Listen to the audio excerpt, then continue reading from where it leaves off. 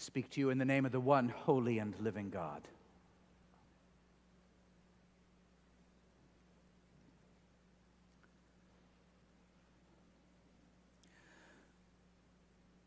Well, the problem with waiting for the pandemic to be over is that we risk putting life on hold. We tell ourselves that because it's not safe to do X, Y, or Z, I'll just stay here for a little while longer.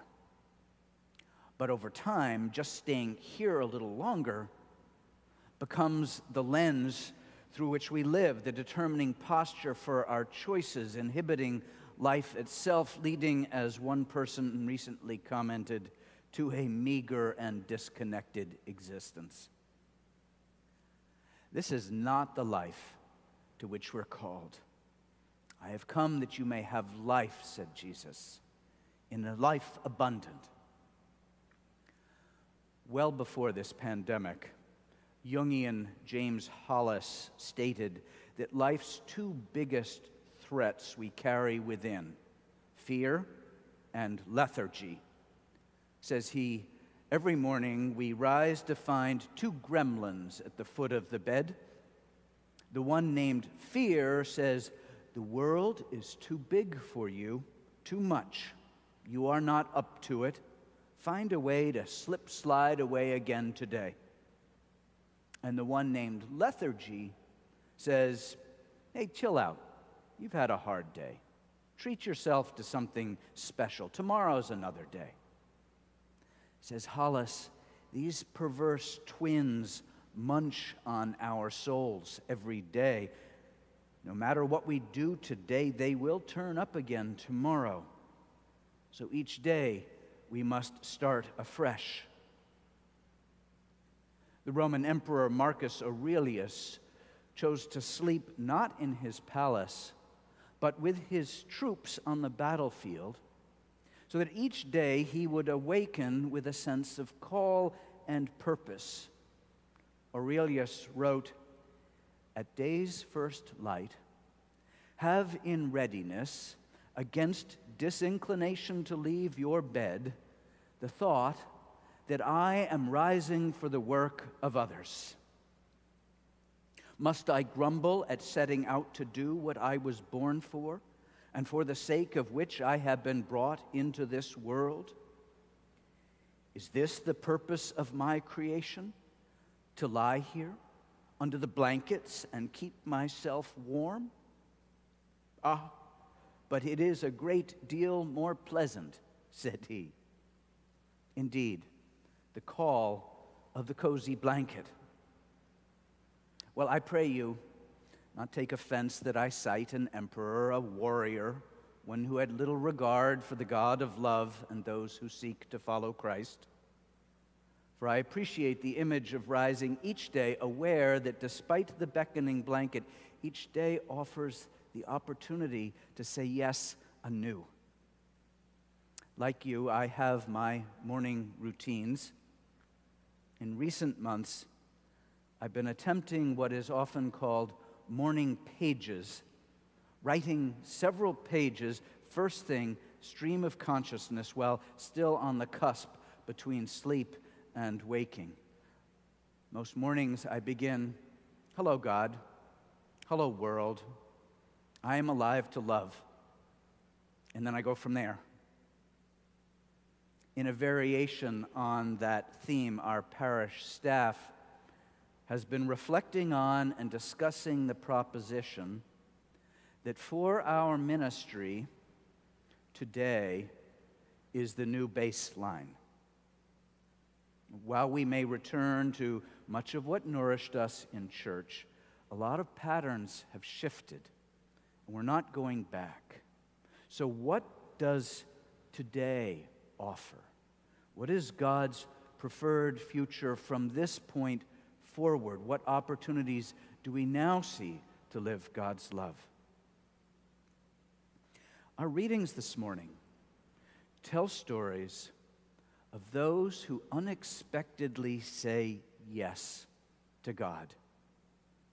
In this hour and in this season of our life, I invite you to consider how it is that God may be inviting you to say yes. In what ways have you been waiting, keeping your life on hold? This is the day the Lord has made. So in what ways might you say yes? In the biblical literature, these are stories of call. Since the beginning, God calls God's people to lead, to follow, to teach or heal, to give or sacrifice, with humility, with courage, for love. From Abraham and Sarah to Isaiah, from Mary and Joseph to Peter, to Paul and the disciples of every generation. We know this, but it helps to remember some of the characteristics we see in all the biblical stories of call. Let me recount. First, no one is ready. No one earned it or started out deserving. It is never convenient. It is always costly. God's call can come anytime, anywhere, through any means. In dreams, through angels, at work, in the kitchen, in the temple, or in a prison cell, in a storm, in blinding light, or in silence. While God's call may come in a single moment, almost everyone who is called finds her or himself wavering, needing to commit and recommit to this newly called life time and again. By definition, call involves an insistent reorientation from a life that is self-referential to a life that is oriented toward others, toward God, towards love, towards the least and the most vulnerable among us. Not as Marcus Aurelius for empire, rather for beloved community. While the price is high, sometimes even one's life, the gift is life. The call of the prophet Isaiah is set before the very throne of God in a vision as awe-inspiring as any in literature. Amid six-winged seraph, holy, holy, holy is the Lord of hosts. Woe is me, says Isaiah, but once cleansed with hot coals upon his lips, says, here am I, send me. And poor Isaiah, little could he know that while he would one day prophesy restoration and redemption, the opening charge is to proclaim that no one will want to hear. Say to the people, listen, but do not comprehend. Make the mind of those people dull until cities lie waste without inhabitants, and vast is the emptiness. To be called by God to the task of striving to bring about the world as God would have it be is to join God in dismantling the structures that oppress in order to plant new seeds and build new community. And there is a hinge, a point of turning for the individual and for the community that enables freedom from to enable freedom for. Freedom from this construct that we may be free to live for and toward new life. This is made explicit in Jesus' call of his first disciples. Jesus meets these fishermen right in the midst of their labor. The biblical stories of call are special, they're memorable, they stand out. But given how unlikely most of the characters seem to be, the stories, I think, are not meant to signal that the individuals themselves are special or different from you or me. The whole point is to let us know that God calls anyone, each of us, all of us, whether in the temple or the boat or the kitchen or at school, when we're at prayer or at work. When the stories are written and we look back at them, The outcome seems inevitable. Of course, Moses said yes. Of course, Isaiah said yes, as did Mary or Peter. But in the moment, they had no idea what they were getting themselves into. No idea where that yes would lead. So maybe a disciple is just someone who says yes every day until it sticks, until it redirects their path. So we go to the place where that fear or lethargy are most likely to take hold, and from there say yes.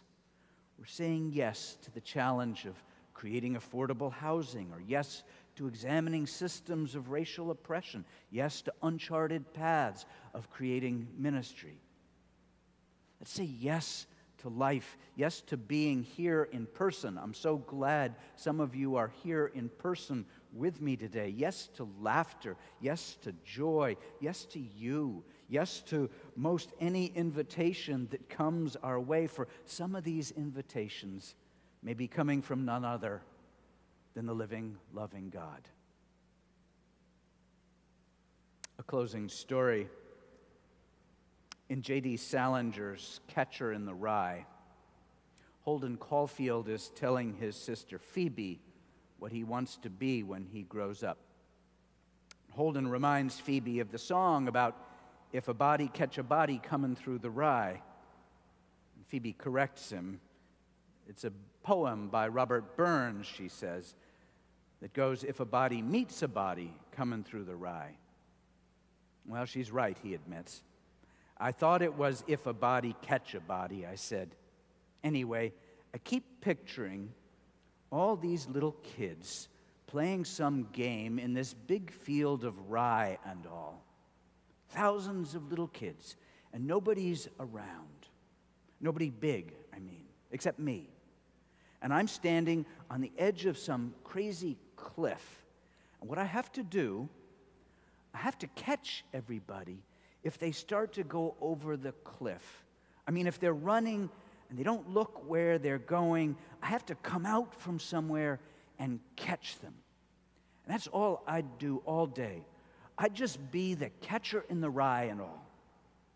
I know it's crazy, but that's the only thing I'd really like to be. I know it's crazy. And then Jesus said, do not be afraid. From now on, you will be catching people. It may be crazy, but it's time to say yes. Say yes. Amen.